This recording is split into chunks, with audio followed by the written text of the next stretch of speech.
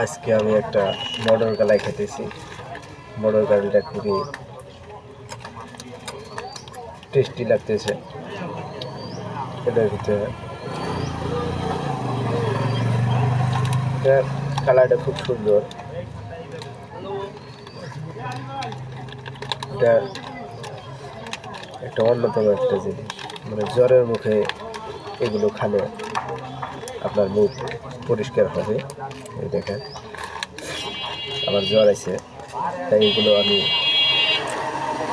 খাচ্ছি।